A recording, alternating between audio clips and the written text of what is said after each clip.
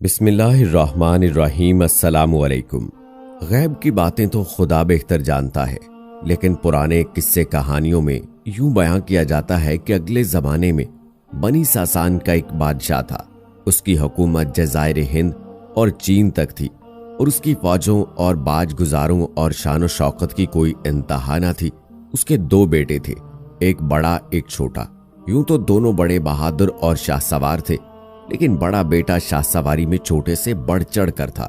कई मुल्क इसकी हुकूमत में आए। वो अपनी रैयत के साथ बड़े अदलो इंसाफ से पेश आता था और उसकी रियाया उससे बहुत मोहब्बत करती थी। उस बादशाह का नाम शहरयार था। छोटे भाई का नाम शाहजमान था और उसका मुल्क समरकंद था। 20 साल तक दोनों बादशाह अपने अपने मुल्कों पर निहायत खुशी और खुर्मी के साथ आदिलाना हुकूमत करते रहे। उसी जमाने में बड़े भाई को अपने छोटे भाई के देखने का इश्तियाक पैदा हुआ।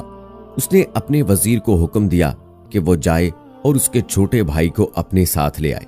वजीर ने उसके हुक्म की तामील की और रवाना हो गया और सही सलामत पहुंच गया और छोटे भाई के पास बारयाब होकर उसे बादशाह का सलाम पहुंचाया और अर्ज की कि आपके भाई का आपसे मिलने को दिल चाहता है और उन्होंने दरखास्त की है कि आप उनसे मिलने के लिए तशरीफ ले चलें।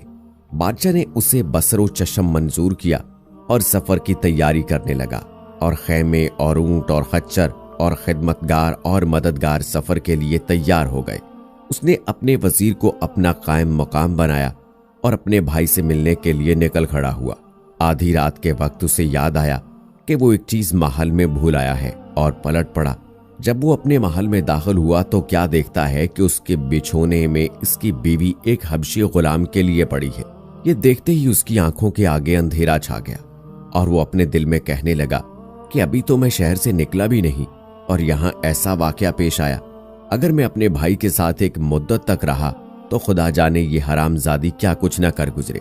ये कहकर उसने अपनी तलवार खींची और दोनों को उसी बिछोने पर कत्ल कर डाला और फौरन वहां से चल दिया और कूच का हुक्म दे दिया। अलगर्ज वो अपने भाई की दारुल सल्तनत पहुंच गया और शहर में दाखिल होने से पहले उसने अपने आने की खबर भाई को भेजी। भाई इसके खैर मकदम के लिए आया और उससे मिला और साहब सलामत की और बहुत खुश हुआ और सारे शहर में चरागां कराया। अब दोनों बैठकर खुशी खुशी एक दूसरे से बातचीत करने लगे। उस वक्त शाहजमान बादशाह को अपनी बीवी का वाकया याद आया और वो दिल ही दिल में कुढ़ने और बेचैन होने लगा और उसका चेहरा फक हो गया और जिस्म मुजम्मल। जब भाई ने उसकी ये हालत देखी तो उसको ख्याल हुआ कि हो ना हो मेरे भाई को अपने मुल्क छूटने का कलक है, इसलिए उसके मुताल्लिक और बातें न की। कुछ दिन के बाद उसने अपने भाई से कहा कि भाई मैं देखता हूं कि तुम रोज बरोज कमजोर होते चले जाते हो और तुम्हारे चेहरे का रंग उड़ता जाता है। उसने जवाब दिया कि भाई मेरे दिल के अंदर एक जख्म है, मगर अपनी बीवी का वाकया उसने बयान नहीं किया। भाई ने कहा मैं चाहता हूं कि तुम मेरे साथ शिकार खेलने चलो ताकि तुम्हारी तबीयत जरा बहल जाए, लेकिन उसने ना माना और वो अकेला शिकार के लिए रवाना हो गया। बादशाह के महल में चंद खिड़कियां थीं जो उसके भाई के बाग की तरफ खुलती थीं। उनमें से एक खिड़की खुली और उसमें से 20 लौंडियां निकली और 20 गुलाम और उनके बीच में उसके भाई की बीवी थी जो हुस्नो जमाल में यकता थी। जब वो एक हौज के पास पहुंचे तो सब के सब कपड़े उतार कर नंगे हो गए और बादशाह की बीवी ने पुकार कर कहा कि ए मसूद तू कहाँ है। ये सुनकर एक हबशी गुलाम आया और उससे लिपट गया और वो इससे लिपट गई और दोनों हम सोहबत होने लगे। दूसरे गुलाम भी बाकी लौंडियों के साथ इसी फेल में मशगूल हो गए। दिन निकलने तक यही बोसो किनार और हम सोहबती होती रही। जब बादशाह के भाई ने यह माजरा देखा तो अपने दिल में कहने लगा कि वल्ला मेरी मुसीबत तो इस मुसीबत का पासिंग में नहीं और इसका गम और गुस्सा हवा हो गया। और उसने अपने दिल में कहा कि मैंने इससे बढ़कर अब तक कोई बात नहीं देखी और फिर उसने खाना पीना शुरू कर दिया। इसके बाद उसका भाई सफर से लौटा और दोनों में साहब सलामत हुई। शहरयार बादशाह ने देखा कि उसका भाई शाहजमान बादशाह का चेहरा बहाल नजर आता है और सुर्ख सफेद हो गया है और या तो पहले कुछ खाता न पीता था और या अब वो बदस्तूर खाने पीने लगा है। उसने अपने छोटे भाई से कहा कि भाई अब तक तुम्हारा रंग फक था और चेहरा उतरा हुआ था, अब तुम फिर बहाल नजर आते हो, आखिर इसकी क्या वजह है। उसने जवाब दिया कि रंग फक होने की वजह तो मैं आपको बता दूंगा, लेकिन दोबारा बहाल होने की वजह बताने से आप मुझे माफ रखिए। भाई ने कहा, खैर, रंग फक होने और कमजोरी की वजह पहले बताओ तो सही, ताकि मैं सुनूं। उसने जवाब दिया कि जब आपने अपने वजीर को मेरे बुलाने के लिए भेजा था तो मैंने सफरी सामान तैयार किया और अपने शहर से बाहर आया। उस वक्त मुझे याद आया कि जो हीरा मैं आपके लिए लाने वाला था उसे अपने महल में भूल आया हूं। मैं घर वापस गया तो क्या देखता हूं कि मेरे बिछौने पर एक हबशी गुलाम मेरी बीवी के साथ हम बिस्तर है। मैंने वहीं दोनों को कत्ल कर दिया और रवाना हो गया। अब यहां आया हूं तो वही बात मेरी आंखों के सामने फिर रही है। यह है सबब मेरे चेहरे के रंग उड़ने और कमजोरी का। मगर इस बात से आप मुझे माफ रखिएगा, मैं अपने बहाल होने की वजह आपसे बयान कर दूं। जब उसके भाई ने इसकी बातें सुनी तो कहा कि मैं तुम्हें खुदा की कसम देकर कहता हूं कि दोबारा बहाल होने की वजह भी बताओ। इस पर उसने जो कुछ देखा था सब कह दिया। शहरयार ने अपने भाई शाहजमान से कहा कि मैं ये माजरा अपनी आंख से देखना चाहता हूं। शाहजमान ने कहा कि अच्छा, आप ये जाहिर कीजिए कि आप शिकार के लिए जा रहे हैं और मेरे मकान में छुप जाइए। इस तरह से आप सब कुछ अपनी आंख से देख लेंगे। बादशाह ने फौरन कूच बोल दिया और खैमे और लश्कर शहर के बाहर निकल आए और बादशाह भी बाहर आ गया और खैमे के अंदर जा बैठा और अपने नौकरों से कहा कि मेरे पास कोई ना आए। फिर वो भेस बदल कर निकला और उस महल में आया जहां उसका भाई था और उसकी खिड़की में आकर बैठ गया, जिसका दरवाजा बाहर बाग की तरफ था। थोड़ी ही देर थी कि लौंडियों और उनकी मालका गुलामों के साथ आईं और वही कार्रवाई होने लगी जो उसके भाई ने कहा था। ये बातें असर के वक्त तक होती रहीं। जब शहरयार बादशाह ने यह माजरा देखा तो उसके हाथ के तोते उड़ गए और उसने अपने भाई शाहजमान से कहा कि चलो, हम जिस तरह बैठे हैं उठ खड़े हों। मुल्क और दौलत की क्या परवाह, चलो देखें दुनिया में कोई और भी है जिसके साथ ऐसा वाकया पेश आया हो, वरना ऐसे जीने से तो मरना बेहतर है। दोनों भाई महल के चोर दरवाजे से बाहर आए और कई दिन और कई रात चलने के बाद समंदर के किनारे एक सब्जाजार में पहुंचे, जहां एक चश्मा बह रहा था और बीच में एक दरख्त था। उस चश्मे से उन्होंने पानी पिया और बैठकर सस्ताने लगे। जब एक पहर दिन गुजर चुका तो वो क्या देखते हैं कि समंदर में तलातुम उठा और उसमें से एक स्याह सतून सा ऊपर की तरफ बढ़ा। जब उन्होंने ये देखा तो दोनों भाई डर के मारे दरख्त के ऊपर चढ़ गए, जो बहुत ऊंचा था, और देखने लगे अब क्या होता है। वो क्या देखते हैं कि एक लंबा चौड़ा बड़ी और चपटी खोपड़ी वाला देव सर पर एक संदूक लिए खुश्की में आ निकला और उसी दरख्त के पास आ पहुंचा जिस पर ये दोनों बैठे हुए थे। वहां बैठकर उसने संदूक खोला और उसमें से एक बड़ा प्याला निकाला। फिर उसने वो प्याला खोला और उसमें से एक नौजवान लड़की निकली जिसका बदन से डोल और जिसके चेहरे के आगे सूरज मात था। जैसा कि अतिया शायरा ने कहा, अंधेरे में वो इस तरह चमकती है कि गोया दिन निकल आया है और अपने ऊपर दरख्त को रोशन कर देती है। आफताब को इसके नूर से रोशनी पहुंचती है और जब वो बाहर निकलकर जलवा अफरोज होती है तो चांद तक शर्मा जाता है। जब वो पर्दा उठाकर सामने आती है तो सारी खुदाई उसके सामने सर के बल गिर पड़ती है। जब उसके हुस्न के सब्जाजार पर उसके नाजो अदा की बिजलियां कौंदती हैं तो लोगों की आंखों से आंसू बरसने लगते हैं। देव ने उस लड़की की तरफ देखकर कहा कि ऐ शरीफ जादियों की सरताज, जिसको मैं निकाह की रात उठा लाया हूं, अब मैं चाहता हूं कि जरा सो लूं। ये कहकर वो लड़की के जानों पर सर रखकर सो गया। लड़की ने सर ऊपर उठाया तो इन दोनों बादशाहों को दरख्त के ऊपर बैठा देखा। ये देखकर उसने देव के सर को अपने जानों पर से उठाकर जमीन पर रख दिया और खुद दरख्त के नीचे आकर खड़ी हो गई और इशारे से कहने लगी कि उतर आओ और देव से ना डरो। उन्होंने जवाब दिया कि खुदा के वास्ते हमें बदकारी से माफ रखो। लड़की ने कहा कि अगर तुम ना उतरो तो मैं देव को जगाकर तुम्हारे पीछे लगा दूंगी और वो बुरी तरह से तुम्हें मौत के घाट उतारेगा। डर के मारे वो दोनों उतरकर उसके पास आ गए। वो करीब आई और कहा कि आओ, मेरे ऊपर आओ, वरना मैं अभी देव को जगाती हूं। देव के डर से शहरयार ने अपने भाई शाहजमान से कहा कि भाई, इसका कहना मान लो। उसने जवाब दिया कि नहीं, पहले आप शुरू कीजिए। वो यही बात कर रहे थे कि पहले कौन इससे सोहबत करे कि लड़की ने कहा कि मैं देखती हूं कि तुम दोनों नखरे कर रहे हो और अगर तुमने फौरन वो फेल शुरू ना किया तो मैं अभी देव को जगा दूंगी। देव के डर के मारे दोनों ने उसके साथ सोहबत की।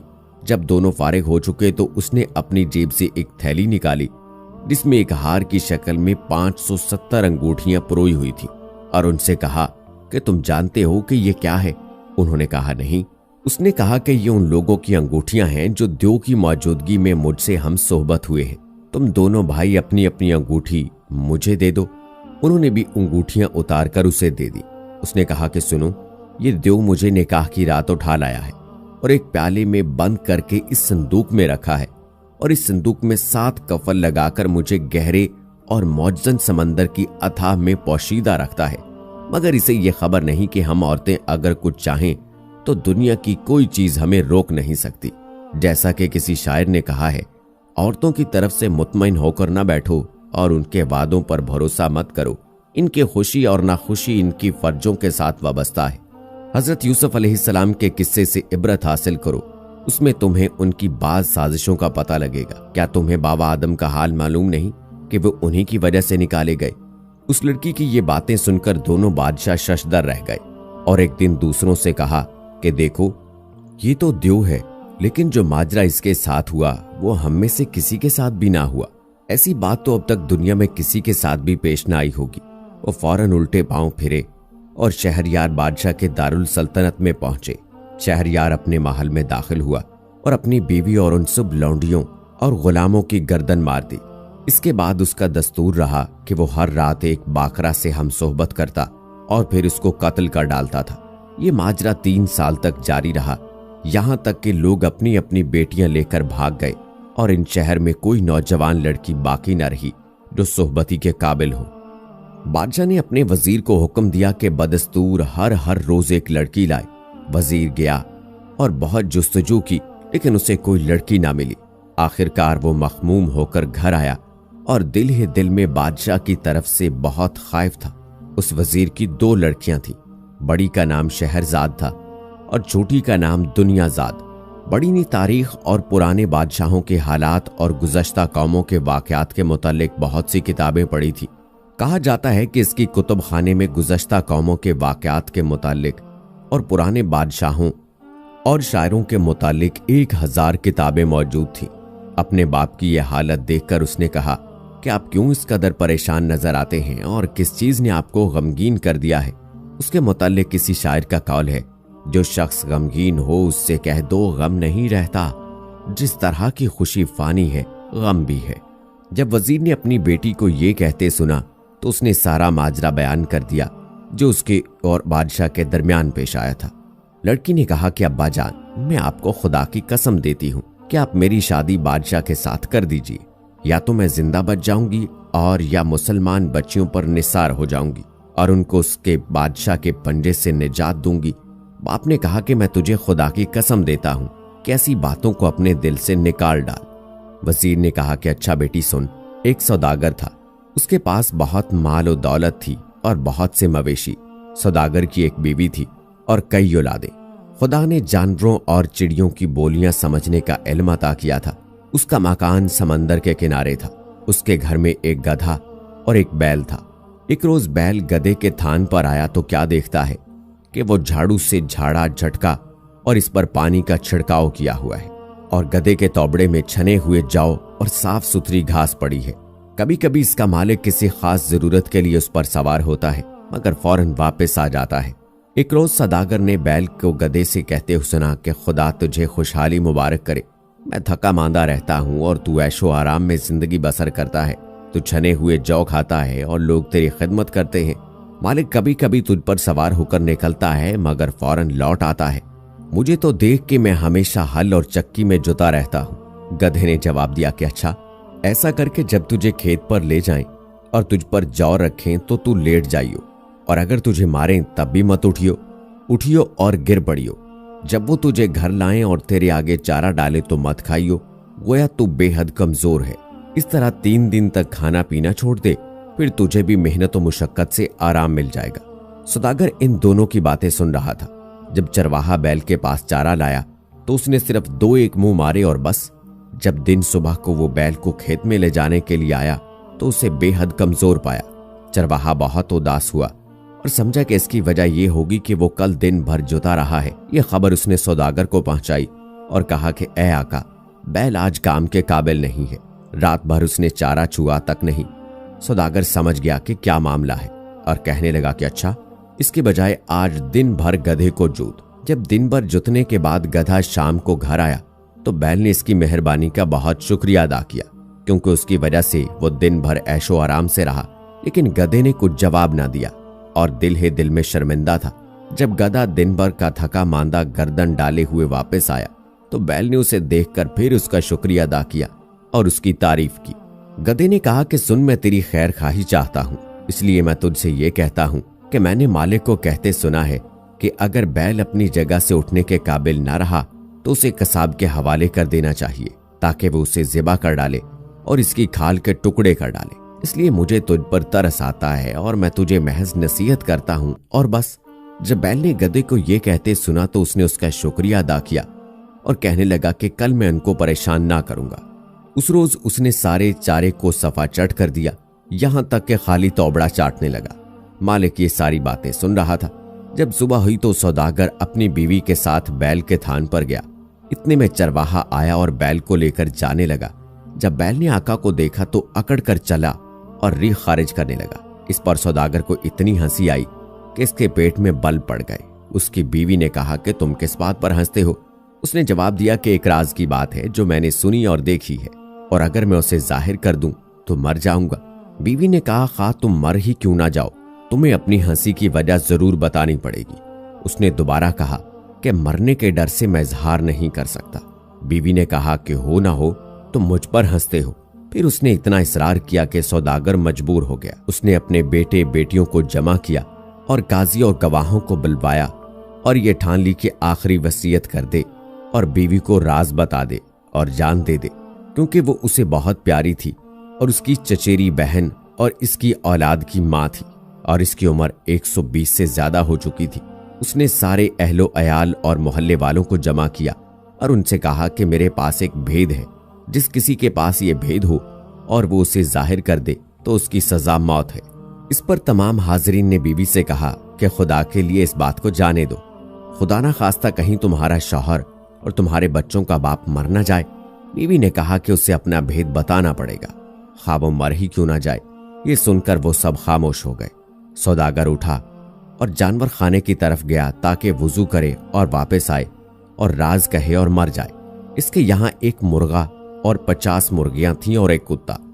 सौदागर ने सुना कि कुत्ता मुर्गे को सख्त सुस्त कह रहा है और गालियां दे रहा है और चिल्लाकर कह रहा है कि तू खुशियां मना रहा है और हमारा आका मरने जा रहा है। मुर्गे ने कुत्ते से कहा कि ये क्यों कर। कुत्ते ने मुर्गे के आगे सारा माजरा शुरू से आखिर तक कह डाला। मुर्गे ने कहा, वल्ला हमारा आका भी कैसा ना समझ आदमी है। मुझे तो देखकर मेरी 50 बीवियां हैं, कभी एक को राजी करता हूं और कभी दूसरे के साथ सुलह करता हूं। आका के पास तो एक ही बीवी है, फिर भी इसके आगे इसकी नहीं चलती। वो ऐसा क्यों नहीं करता कि शहतूत की छड़ियां तोड़े और उसे तहखाने में ले जाकर इतनी छड़ियां लगाए कि या तो वो मर जाए या तौबा करे कि अब मैं तुझसे कुछ नहीं पूछती। सौदागर ने यह सुनकर शहतूत की छड़ियां तोड़ी और तहखाने में छुपा दी। उसके बाद वो अपनी बीवी को लेकर उसमें दाखिल हुआ और उससे कहने लगा कि मैं चाहता हूं कि तुझसे वो राज यहां तहखाने में कहूं और यहीं मर जाऊं ताकि कोई और मुझे ना देखे। फिर उसने कवाड़ बंद कर दिए और अपनी बीवी को इतना मारा कि वो बेहोश हो गई और कहने लगी कि मैं तौबा करती हूं, और वो इसके हाथ पांव जोड़ने और तौबा करने लगी। आखिरकार दोनों तहखाने से निकल आए और तमाम लोग खुश हो गए और मरते दम तक दोनों ने हंसी खुशी जिंदगी बसर की। जब वजीरजादी ने अपने बाप की ये बातें सुनी तो कहने लगी कि खा कुछ ही क्यों ना हो, अब इससे मुफर नहीं। वजीर उसे बिना सवार के बादशाह के पास ले गया। जाते वक्त वो अपनी छोटी बहन से कहती गई कि जब मैं बादशाह के पास पहुंचूंगी तो तुझे बुला भेजूंगी, और जब तू आए और देखे कि बादशाह अपनी जरूरत मुझसे पूरी कर चुका है तो तू कहियो कि ए बहन, कोई कहानी सुना के रात कटे। मैं तुझे एक कहानी सुनाऊंगी और खुदा ने चाहा तो वही हम सब की निजात का बायस होगा। जब वजीर अपनी बेटी को लेकर बादशाह के पास पहुंचा और बादशाह ने उसे देखा तो बाग बाग हो गया और कहने लगा कि तूने मेरी जरूरत पूरी कर दी। वजीर ने कहा कि जी हुजूर। जब बादशाह ने कहा कि क्यों रोती है, उसने जवाब दिया कि बादशाह सलामत, मेरी एक बहन है, मैं चाहती हूं कि उससे रुखसत हो लूं। बादशाह ने उसे बुलवा भेजा और वो अपनी बहन के पास आई और उससे बगलगीर हुई और तख्त के पास नीचे बैठ गई। बादशाह उठा और उसने लड़की की बकारत जायल की फिर तीनों बैठकर बातें करने लगे। छोटी बहन ने कहा कि ऐ बहन, कोई कहानी सुना कि हम सबकी रात कटे। उसने जवाब दिया कि बसरो चशम बशर्त ये कि बादशाह सलामत इजाजत दे। बादशाह रंजीदा था, लेकिन जब उसने दोनों की बातें सुनी तो कहानी सुनने के ख्याल